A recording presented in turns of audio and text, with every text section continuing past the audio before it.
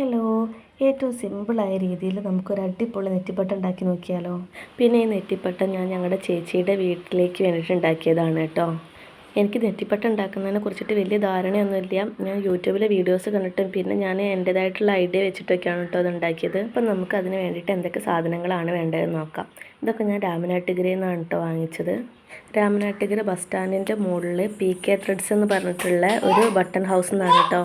ഞാനിത് 3.5 ഫീറ്റിൻ്റെയാണ് ചെയ്യുന്നത്. ആ ഗോൾഡൻ കളർ വരുന്ന ഭാഗം 3.5 ഫീറ്റ് ഉണ്ടായിരിക്കും. പിന്നെ മുകളിലേക്കുള്ള ഭാഗവും അതേപോലെ ചെണ്ടും കൂടെ താഴെ വരുമ്പോൾ 4 ഫീറ്റിന് നെറ്റിപ്പട്ടമാണ് കേട്ടോ അത്. അതിന് വേണ്ടിയിട്ട് ആദ്യം തന്നെ ഞാൻ ചെയ്തത് ഒരു ന്യൂസ് പേപ്പറിൽ നെറ്റിപ്പട്ടത്തിൻ്റെ ഷേപ്പ് വെട്ടിയെടുത്തിട്ടോ. ഇത് 2 ന്യൂസ് പേപ്പർ ഒട്ടിച്ചിട്ട് അതിലാണ് ഞാൻ ഷേപ്പ് വെട്ടിയെടുത്തത്. ഞാൻ ന്യൂസ് പേപ്പറിൽ വെട്ടിയെടുത്തിട്ടുള്ള ഷേപ്പ് ക്യാൻവാസിലേക്ക് പകർത്തിയിട്ട് ക്യാൻവാസിലും വെട്ടിയെടുത്തു കേട്ടോ. ഇനി നമുക്ക് ന്യൂസ് പേപ്പറിൻ്റെ ആവശ്യമില്ല. ഞാൻ മുകൾ ഭാഗത്ത് 19 സെൻറ്റിമീറ്ററാണ് കേട്ടോ എടുത്തത്. പിന്നെ അതേപോലെ ഒരു 10 സെൻറ്റിമീറ്റർ താഴേക്ക് എടുത്തിട്ട് പിന്നെയും 19 സെൻറ്റിമീറ്റർ തന്നെ എടുത്തു. പിന്നെ താഴേക്ക് അതിൽ നിന്ന് കുറഞ്ഞിട്ട് എനിക്ക് കുറച്ച് കറക്റ്റായെന്ന് തോന്നിയിട്ടുള്ളൊരു ഷേപ്പ് എടുത്തതാണ് കേട്ടോ. നിങ്ങൾക്ക് നിങ്ങളുടെ ഇഷ്ടത്തിനുള്ള ഷേപ്പാക്കി എടുക്കാം. പിന്നെ ഈ ഗോൾഡൻ കളർ ക്ലോത്ത് നമുക്ക് കിറ്റിൻ്റെ കൂടെ കിട്ടുന്നതല്ല കേട്ടോ. ഞാൻ സെപ്പറേറ്റ് വാങ്ങിച്ചതാണ്. ഞാൻ 1 മീറ്റർ വാങ്ങിച്ചിട്ടുണ്ട്. പക്ഷെ നമുക്ക് അത്ര ആവശ്യമില്ല കേട്ടോ. ചില ആളുകൾ അത് റെഡിൽ ചെയ്യാറുണ്ട്. ഇനി അഥവാ റെഡിൽ ചെയ്തിക്കുകയാണെങ്കിൽ കുറച്ച് ഗ്യാപ്പൊക്കെ വരും. എന്തായാലും ഗ്യാപ്പ് വരും നമ്മൾ ഫില്ലിങ്സ് ഒട്ടിക്കുമ്പോൾ. പക്ഷേ ഇനി അഥവാ ഗ്യാപ്പ് വന്നിക്കുകയാണെങ്കിൽ അറിയാതിരിക്കാൻ വേണ്ടിയിട്ടാണ് കേട്ടോ ഞാൻ ഈ ഗോൾഡൻ കളർ തുണി എടുത്തത്. അതൊക്കെ നമ്മുടെ ഇഷ്ടത്തിന് എടുക്കാം. എന്നിട്ട് ഞാൻ വെട്ടി വെച്ചിട്ടുള്ള ക്യാൻവാസ് ആ ഗോൾഡൻ കളർ ക്ലോത്തിൻ്റെ മുകളിൽ വെച്ചിട്ട് നന്നായിട്ട് അയൺ ചെയ്തു. നല്ല ചൂടിൽ അയൺ ചെയ്യുമ്പോഴാണ് കേട്ടോ അത് ഒട്ടുക. നമുക്ക് വേണമെങ്കിൽ പശ തേച്ച് ഒട്ടിക്കാം. പക്ഷേ പശേൻ്റെ ആവശ്യമില്ല. ക്യാൻവാസ് അയൺ ചെയ്യുമ്പോൾ ഒട്ടുമല്ലോ. വെറുതെ പശ വേസ്റ്റ് ആക്കണ്ടല്ലോ എന്ന് കരുതിയിട്ട് ഞാൻ അയൺ ചെയ്തു കേട്ടോ. എന്നിട്ട് ആ ഒട്ടിച്ച് വെച്ചത് നമുക്കൊന്ന് വെട്ടിയെടുക്കാം. ക്യാൻവാസിനേക്കാളും കുറച്ച് വിട്ടിട്ടാണ് കേട്ടോ തുണി വെട്ടിയെടുക്കേണ്ടത്. 2.5 ഫീറ്റിൻ്റെ കിറ്റ് എന്ന് പറഞ്ഞാൽ നമുക്ക് എക്സ്ട്രാ സാധനങ്ങൾ വാങ്ങിക്കേണ്ടി വരും കേട്ടോ. അതിൽ എനിക്ക് എക്സ്ട്രാ വാങ്ങിക്കേണ്ടി വന്നതാണ് ഈ ഗോൾഡൻ കളർ ക്ലോത്ത് ഇല്ലേ, അത് ഞാൻ എക്സ്ട്രാ വാങ്ങിച്ചതാണ്. പിന്നെ എനിക്ക് പശ വേണ്ടി വന്നു. പിന്നെ അതേപോലെ ചൂരൽപ്പൊളി എന്ന് പറഞ്ഞിട്ടുള്ളൊരു സംഭവമുണ്ട്. അല്ലെ, ചില ആളുകൾ അത് നാഗപടമാണ് യൂസ് ചെയ്യാറ്. അങ്ങനെ ആ ചൂരൽപ്പൊടി ഇതിൻ്റെ കൂടെ കിറ്റിൻ്റെ കൂടെ നമുക്ക് കിട്ടില്ല കേട്ടോ. അത് നമ്മൾ വേറെ വാങ്ങിക്കണം. നമ്മൾ നേരത്തെ ചെയ്ത പോലെ ഗോൾഡൻ കളറിലും ക്യാൻവാസിലൊക്കെ സ്കെച്ച് ചെയ്ത് വെട്ടിയ പോലെ നമ്മൾ ഈ റെഡ് ക്ലോത്തിലും വെട്ടണം കേട്ടോ. ഈ ക്ലോത്ത് നമുക്ക് കിറ്റിൻ്റെ കൂടെ കിട്ടുന്നതാണ്. പിന്നെ ഞാൻ ഈ വെൽവെറ്റ് ക്ലോത്തിൻ്റെ ചീത്ത വശത്താണ് കേട്ടോ പശ തേക്കുന്നത്. നല്ല വശം പുറത്തേക്ക് ആക്കിയിട്ട് ചീത്ത വശത്താണ് ഞാൻ പശ തേച്ച് ഒട്ടിക്കുന്നത്. നല്ല കട്ടിയിൽ തന്നെ പശ തേച്ച് കൊടുക്കുന്നതാണ് കേട്ടോ നല്ലത്. അങ്ങനെയാണെങ്കിൽ നന്നായിട്ട് ഒട്ടിപ്പിടിക്കും. പിന്നെ ഞാൻ ഈ വെൽവെറ്റ് ഭാഗം പുറത്തേക്ക് വെച്ചത് നമുക്ക് കാണുമ്പോൾ ഒരു ഭംഗി ഉണ്ടാകാൻ വേണ്ടിയിട്ടാണ് കേട്ടോ. അതൊക്കെ നമ്മുടെ ഇഷ്ടം, ഓരോരുത്തരുടെ ഇഷ്ടമാണ് എങ്ങനെയൊക്കെ എന്തൊക്കെ ചെയ്യണം എന്നുള്ളത്. കുറേയൊക്കെ പിന്നെ നമ്മുടെ ഐഡിയ വെച്ചിട്ട് നമുക്ക് ചെയ്യാം കേട്ടോ. അങ്ങനെ പശയൊക്കെ തേച്ചിട്ട് നന്നായിട്ട് ഒട്ടിയിട്ടുണ്ട്. ഇതാ കണ്ടോ, ഇതാണ് ഞാൻ പറഞ്ഞത് വെൽവെറ്റ് ഭാഗം പുറത്തേക്ക്. നമുക്ക് കാണുമ്പോൾ തന്നെ മനസ്സിലാവുന്നില്ലേ, ആ ആകാത്ത ഭാഗമാണ് ഉള്ളിലേക്ക് വരുന്നത്. അങ്ങനെ നമ്മുടെ അടിത്തറേൻ്റെ പണികളൊക്കെ ഏകദേശം കഴിഞ്ഞു. ഇനി അടുത്ത സ്റ്റെപ്പ് എന്ന് വെച്ചിരിക്കുകയാണെങ്കിൽ നമുക്ക് ഈ ഓരോ ബോൾസ് ഒട്ടിക്കാന്നുള്ളതാണ്. ഇതിനൊക്കെ ഓരോ പേരുണ്ട് കേട്ടോ. ഏറ്റവും താഴെ വരുന്നത് മൂലഗണപതി, അതുപോലെ ത്രിമൂർത്തി, പിന്നെ ചന്ദ്രക്കല, പാർവതി, സരസ്വതി, ലക്ഷ്മി, അഷ്ടവസ്തുക്കൾ, നവഗ്രഹങ്ങൾ, സപ്തഋഷികൾ, ഇങ്ങനെയാണ്. ഇതൊക്കെയാണ് കേട്ടോ അതിൻ്റെ പേര്. ഇനി നമുക്ക് ഇതോരോന്നും ഒട്ടിച്ച് തുടങ്ങാം. ഫസ്റ്റ് തന്നെ ഗണപതിയും തുടങ്ങാം. ഞാൻ ഫസ്റ്റ് തന്നെ മൂലഗണപതിയാണ് കേട്ടോ ഒട്ടിച്ചത്.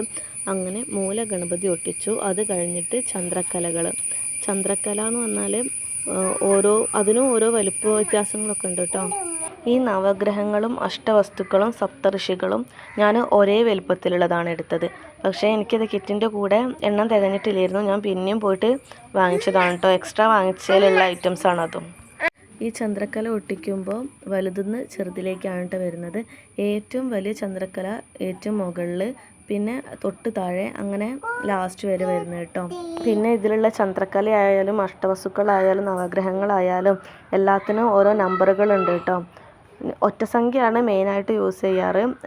ഞാനിപ്പോൾ 7ആണ് എടുത്തത്. അതേപോലെ നവഗ്രഹങ്ങൾ എന്ന് പറഞ്ഞിട്ട് 9 എണ്ണമൊന്നുമില്ല കേട്ടോ. ഞാൻ 5 എണ്ണമാണ് എടുത്തത്. അതേപോലെ ചെറിയ ഫീറ്റ് നെറ്റിപ്പട്ടാണെന്നുണ്ടെങ്കിൽ നമ്പർ കുറയും. ചെറിയതിലധികം 3 ഒക്കെയാണ് കേട്ടോ കണ്ടത്. 3, 5. പിന്നെ ഞാൻ നേരത്തെ ഒരു കാര്യം പറയാൻ വിട്ടുപോയി.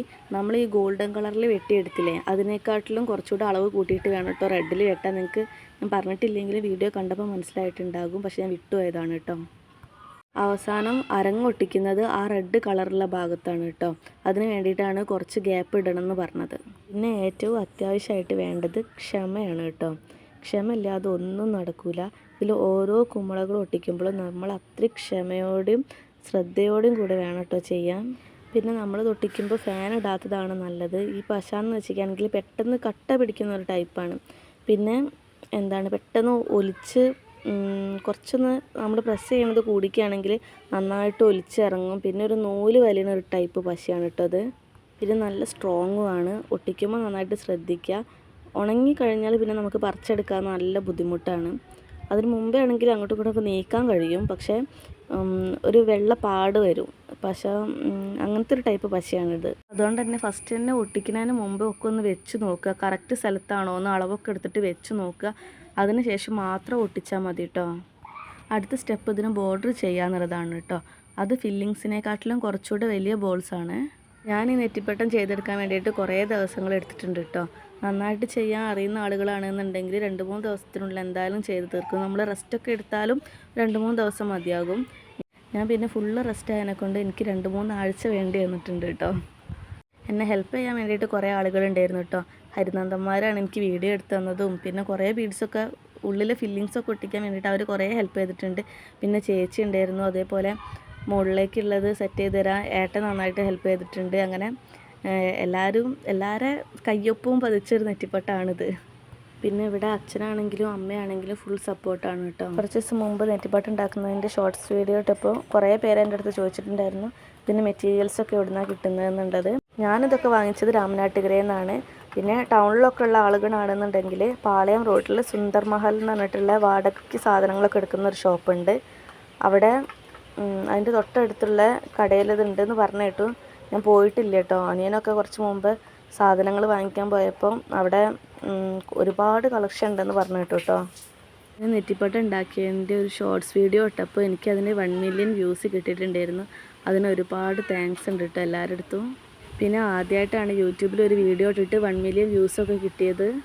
പിന്നെ അതിൽ എൻ്റെ വോയിസ് അല്ലാത്തതുകൊണ്ട് തന്നെ കുറച്ച് നെഗറ്റീവ് കമൻറ്റൊക്കെ വന്നിട്ടുണ്ടായിരുന്നു. എന്നിട്ട് ആ ഷോർട്സിന് രവീണ എന്ന് പറഞ്ഞിട്ടുള്ള ചേച്ചി എനിക്ക് കമൻറ്റ് തന്നിട്ടുണ്ട് കേട്ടോ. ഞാൻ അതിൽ പിൻ ചെയ്ത് വെച്ചിട്ടുണ്ട്. സാധാരണ നമ്മളൊരു വീഡിയോ ഇടുമ്പോൾ 500 വ്യൂസോ അല്ലെങ്കിൽ 1K വ്യൂസ് കൂടിപ്പോയാൽ ഒരു 10K വരെയൊക്കെ പോകാറുള്ളൂ. പക്ഷേ ഇത് 1 മില്യൺ അടിച്ചപ്പോൾ ഭയങ്കര സന്തോഷമായി. അതിൽ ഏറ്റവും കൂടുതൽ താങ്ക്സ് പറയാനുള്ളതെന്ന് വെച്ചാൽ ആ വോയിസിൻ്റെ ഉടമയ്ക്ക് തന്നെയാണ് കേട്ടോ. അങ്ങനെ നമ്മുടെ നെറ്റിപ്പട്ടത്തിൻ്റെ ബോർഡറൊക്കെ ഒട്ടിച്ച് കഴിഞ്ഞു കേട്ടോ. നമുക്ക് ചൂരൽപ്പുളി ഒട്ടിച്ച് തുടങ്ങാം. ഞാനിപ്പോൾ ഇവിടെ ചൂരൽപ്പുളിയാണ് കേട്ടോ എടുത്തത്. ചില ആളുകൾ നാഗപടം എടുക്കാറുണ്ട്. പിന്നെ എല്ലാ ബോൾസിലും ചുറ്റിലും ഒട്ടിക്കാറുണ്ട് കേട്ടോ. ഞാനിവിടെ ത്രിമൂർത്തികളുടെയും പിന്നെ ലക്ഷ്മി സരസ്വതി ഈ 3 ഭാഗങ്ങളിലാണ് കേട്ടോ ഞാൻ ചൂരൽപ്പുളി ഒട്ടിച്ചിട്ടുള്ളത്.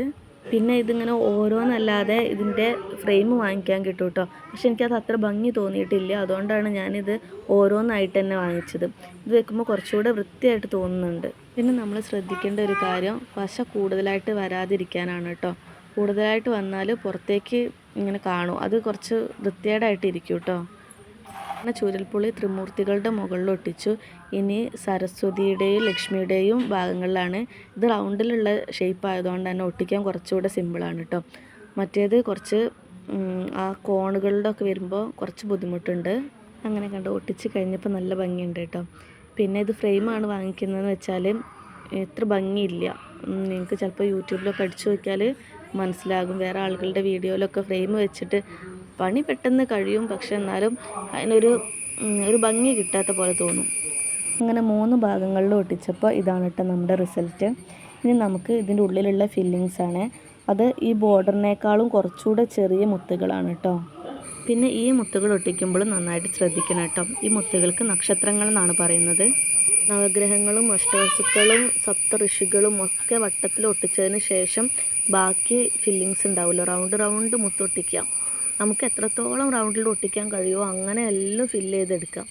അതായിരിക്കും ഏറ്റവും നന്നായിരിക്കും. അപ്പോഴും നമുക്ക് കാണുമ്പോൾ തന്നെ ചുറ്റി കാണുന്ന ഒരു ഫീൽ ഉണ്ടല്ലോ, അത് വരണം. അല്ലെങ്കിൽ ഒരു ഭംഗിയില്ലാത്ത പോലെ തോന്നും. പിന്നെ ഞാൻ ഈ മുത്തിനേക്കാളും കുറച്ചുകൂടെ നല്ല ചെറിയ മുത്ത് വാങ്ങിയിട്ടുണ്ട് കേട്ടോ. അതെന്ന് പറഞ്ഞിരിക്കുകയാണെങ്കിൽ ഈ മുത്തുകൾ ഒട്ടിച്ചാലും നമുക്ക് ചില ഈ ചന്ദ്രക്കലേൻ്റെ ഇടയിലൊക്കെ അല്ലേ കുറച്ച് ഗ്യാപ്പ് വരുന്നത്, അവിടെയൊക്കെ നമുക്ക് അതിനേക്കാളും ചെറിയ മുത്താണ് ആവശ്യം. അപ്പോൾ അവിടെയൊക്കെ ഫില്ല് ചെയ്യാൻ വേണ്ടിയിട്ടാണ് ഞാൻ ആ ചെറിയ മുത്തുകൾ വാങ്ങിച്ചത് കേട്ടോ. അങ്ങനെ കുറച്ച് സമയത്തെ കഷ്ടപ്പാടിന് ശേഷം നമ്മുടെ നെറ്റിപ്പട്ടത്തിൻ്റെ അവസാനത്തെ ഘട്ടത്തിലേക്ക് എത്തിക്കൊണ്ടിരിക്കുകയാണ് കേട്ടോ. ആദ്യമായിട്ട് ഉണ്ടാക്കിയ നെറ്റിപ്പട്ടത്തിന് ഈ ഒരു സ്റ്റേജ് എത്തിയപ്പോൾ തന്നെ ഭയങ്കര സന്തോഷമായി കേട്ടോ. ഇനി അരങ്ങൊട്ടിച്ച് ചെണ്ടൊക്കെ കിട്ടുമ്പോഴേക്കും അടിപൊളിയാകും എന്നുള്ളൊരു പ്രതീക്ഷ ഉണ്ട്.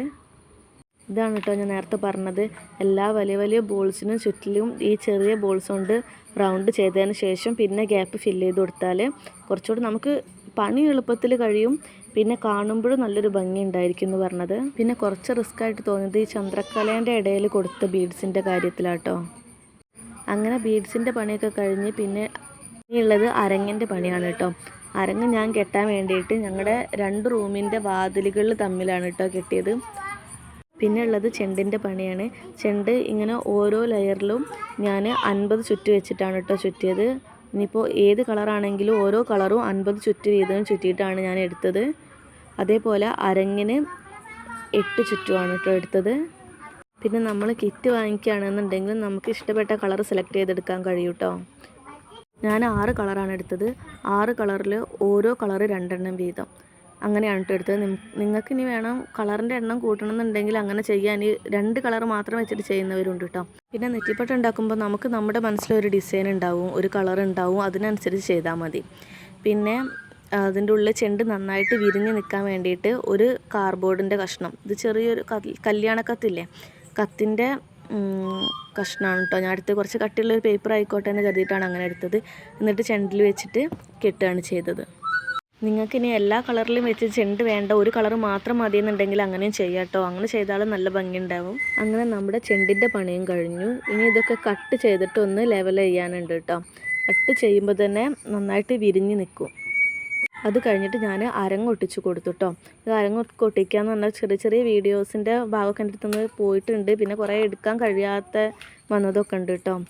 അങ്ങനെ അരങ്ങൊട്ടിച്ചതിന് ശേഷം ഞാൻ ഈ ചെണ്ട് അതിൽ വെച്ചിട്ട് കെട്ടുകയാണ് കേട്ടോ ചെയ്തത്. ഇനി നമുക്ക് ഏറ്റവും മുകളിലുള്ള ഭാഗം റെഡിയാക്കാനുണ്ട് കേട്ടോ.